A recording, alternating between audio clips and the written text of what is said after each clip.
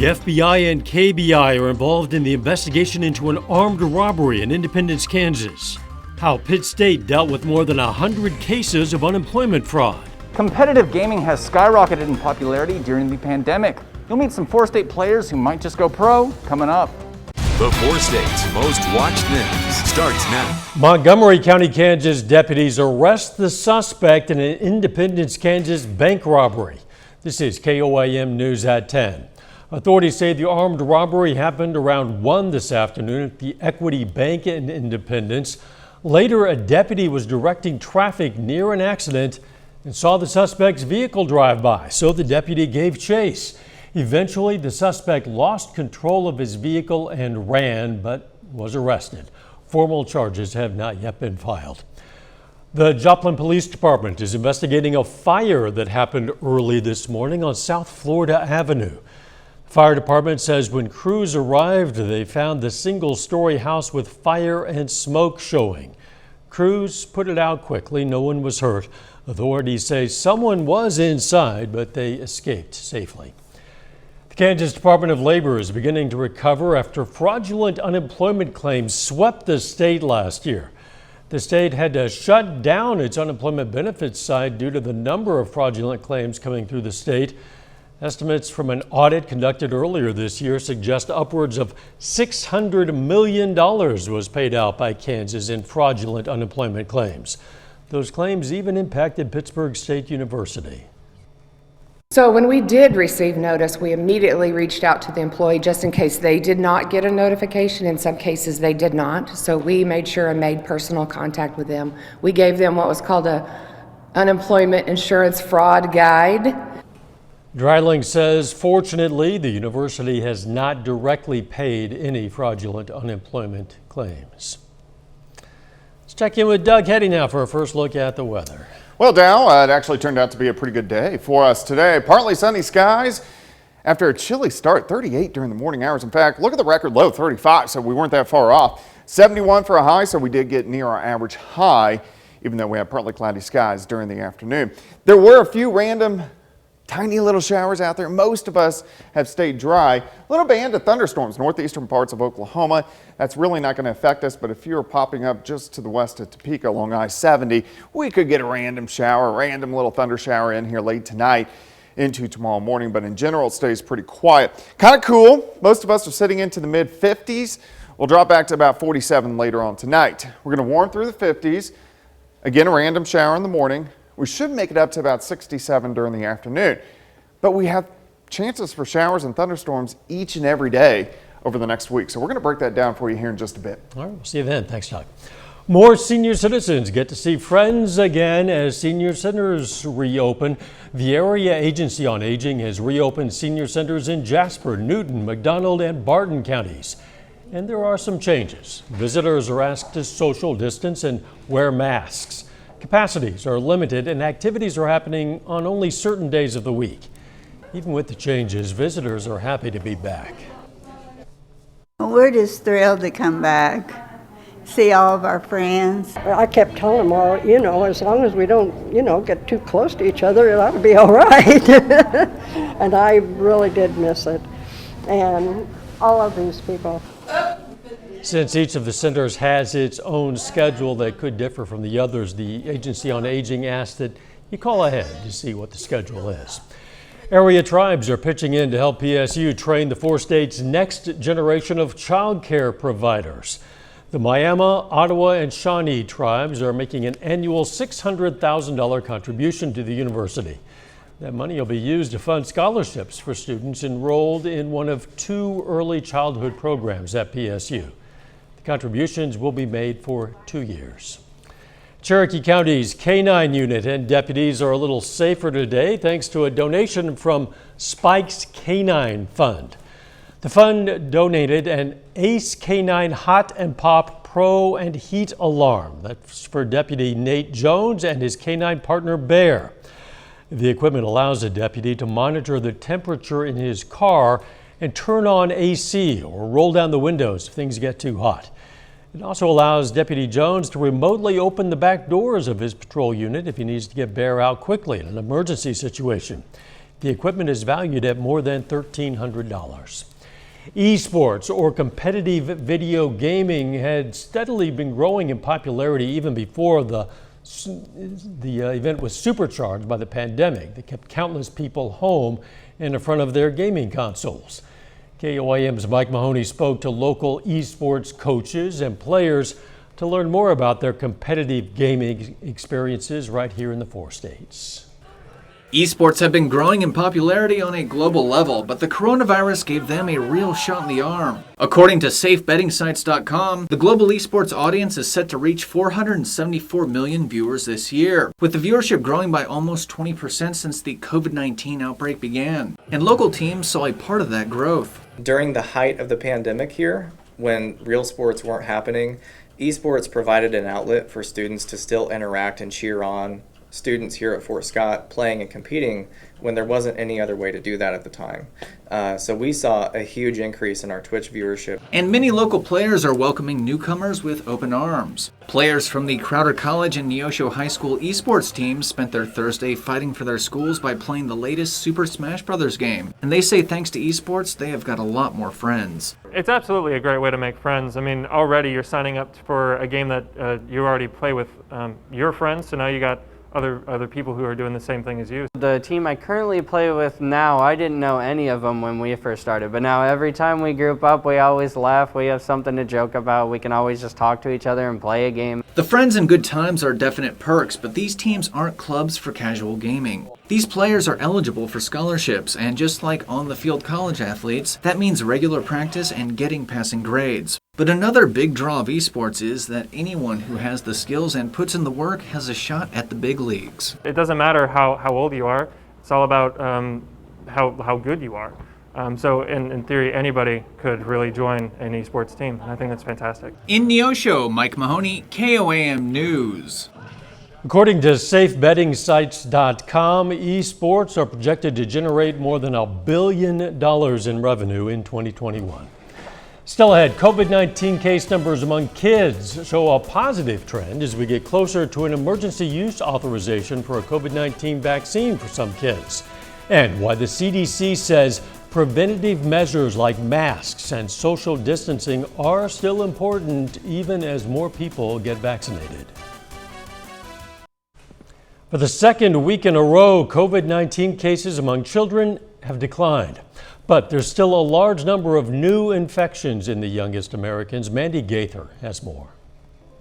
It's now a waiting game, but Pfizer is expected to be given the green light to extend its vaccine to youth ages 12 to 15. If this vaccine is approved through emergency use authorization by the FDA, then parents don't have to worry about that coin flip. They can take the risk out of it and protect their children.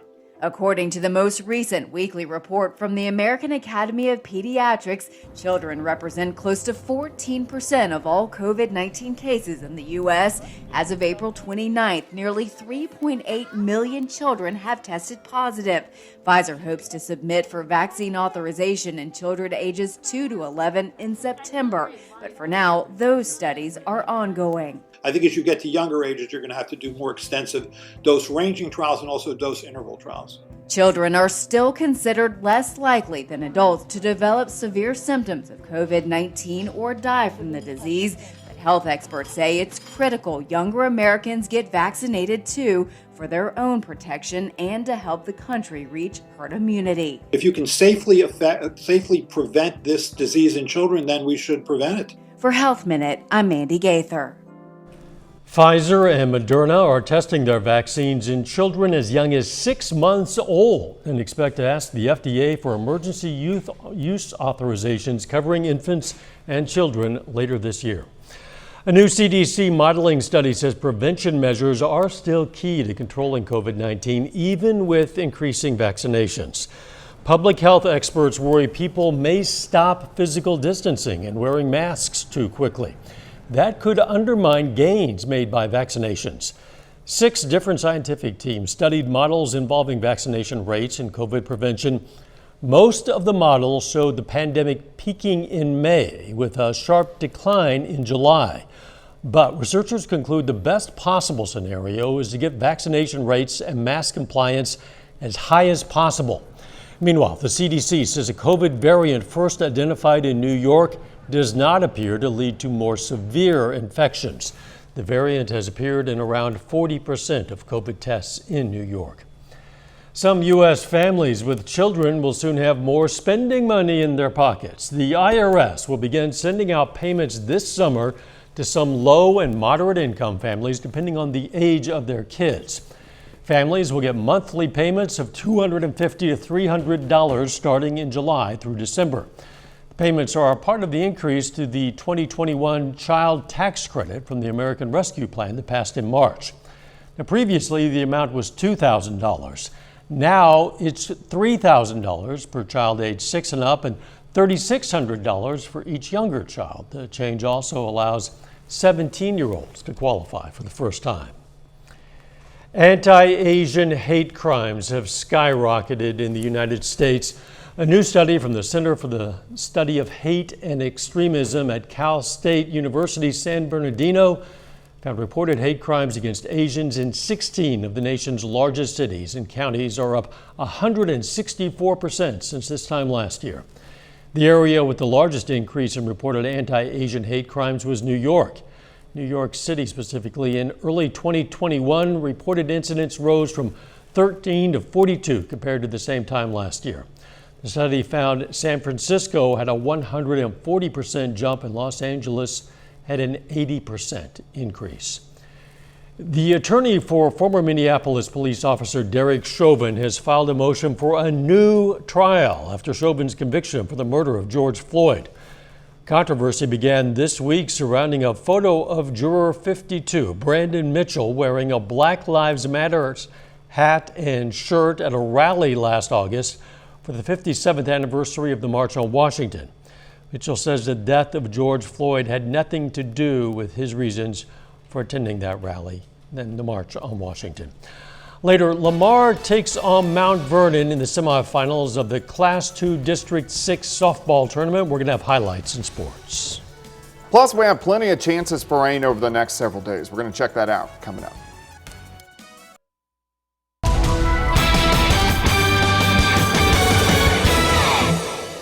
Well, it turned out to be a pretty good Wednesday for us today. Temperature is not bad. Most of us are right around 70 for an afternoon high and plenty of sunshine across the region.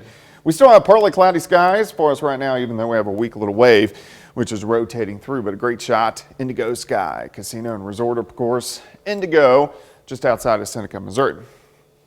All right, allergies are high, though. On a scale of 1 to 10, today's a 9, tomorrow's a 9. This is mainly tree allergies, the grass, the pollen starting to pick up. Until we get a widespread rain, allergies stay high. Once we get a widespread rain, they go down for a day or two, and then they creep right back up. And of course, this is very common this time of the year. All right, look at our highs today. Most of us upper 60s to near 70 in our southern counties. And we have dropped off a bit since then. Most of us upper 50s. I think we'll drop back near 50 tonight. So about 10 degrees warmer than what we had this morning, as it was pretty chilly across the area. Have had some clouds rotate through and there's been a spotty shower or two, but most of us have stayed dry. We have a few moderate showers down through northeastern Oklahoma.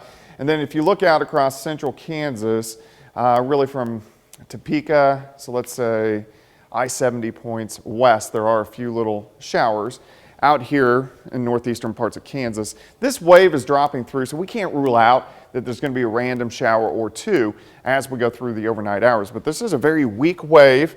It's going to rotate through very quickly, and then we'll get under this nice ridge of high pressure and help us warm up as we head into the weekend. But we have chances for rain just about each and every day. So let's break it down for us tonight. Random shower into tomorrow morning as this weak wave works through. Here's 7 a.m., random shower tomorrow morning, and then as we head into the early afternoon hours, I think most of the clouds and any random showers that are out there are going to be gone.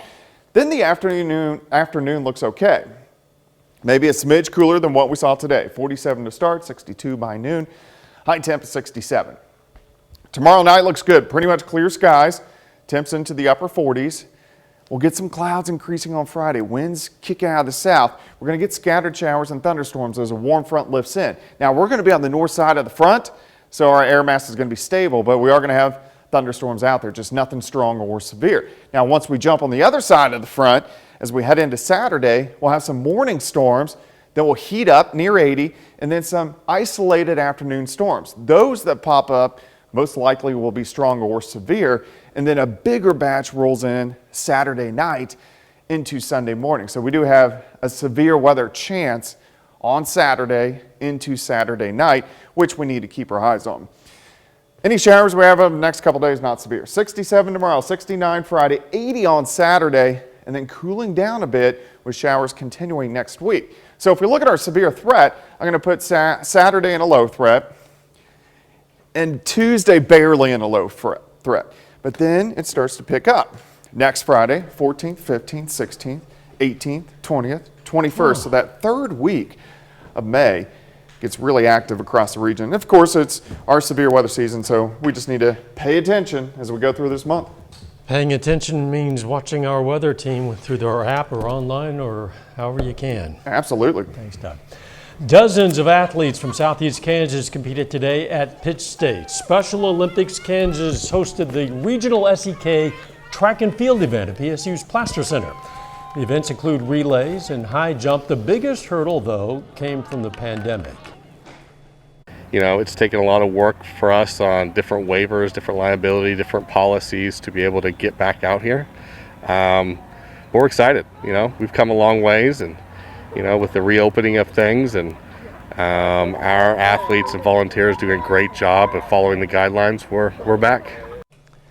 Special Olympics Kansas will also host the Adult Regional SEK Track and Field Competition at the Plaster Center on May 26th. This at the field. Coming up in sports, it's semifinal night at the Class 2 District 6 softball tournament. Plus, Missouri Southern Baseball prepares for their final series of the regular season. Jacob Leonard has that and more next.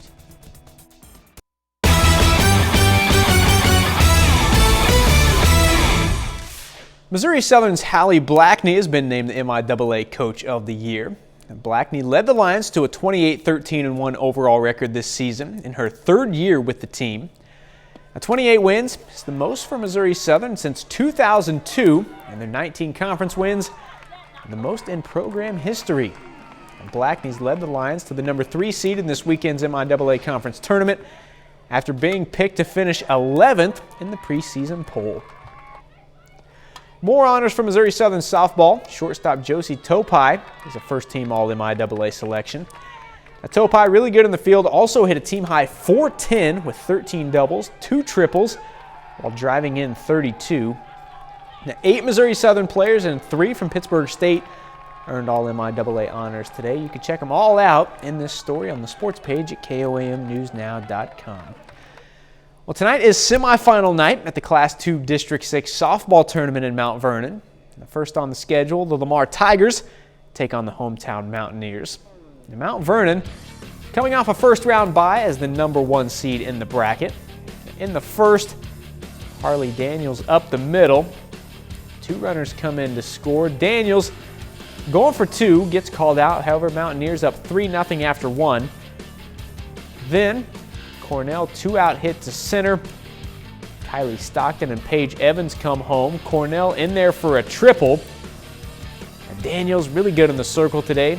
Actually finished with 14 strikeouts, including that one there to end the ball game. Mount Vernon gets the 6-0 shutout win to advance to the district finals.